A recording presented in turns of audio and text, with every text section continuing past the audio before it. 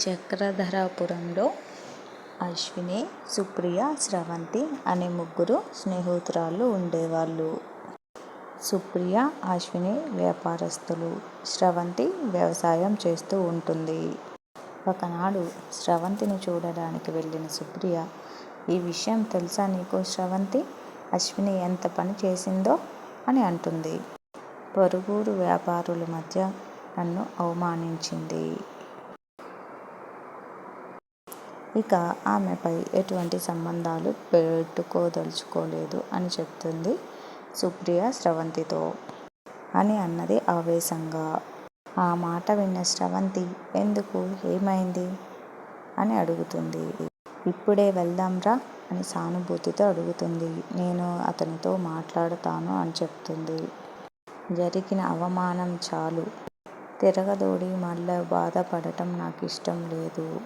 ఇకపై నుంచి ఆ ద్రోహి మొహం చూడడం కూడా నాకు ఇష్టం లేదు" అంటూ అక్కడి నుంచి వెళ్ళిపోతుంది సుప్రియ.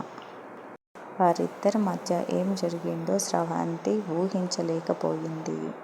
తన స్నేహితురాలిని బాధపెట్టినందుకు అశ్వినితో మాట్లాడను అనుకుంది స్రవంతి.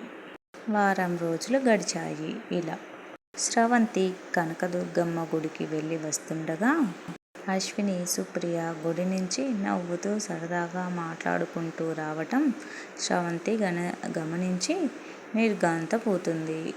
ఇదంతా చూసిన స్రవంతి నైట్ భోజనం తిన్న తర్వాత పడుకోకుండా ఆలోచిస్తూ ఉండడం గమనించిన తన భర్త అడుగుతాడు ఏమైంది అని. విషయం అంతా తన భర్తతో చెప్తుంది స్రవంతి. అంతా విన్న తన భర్త, "ఇందులో ఆశ్చర్యం ఏముంది?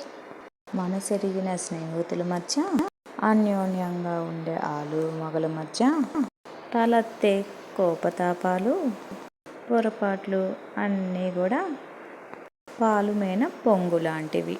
తొందరపడి నువ్వు వాళ్ళిద్దరి మధ్య జోక్యం చేసుకోలేదు కదా" అంటూ నవ్వుతాడు. కథ కంచికి మనం ఇంటికి. బాయ్.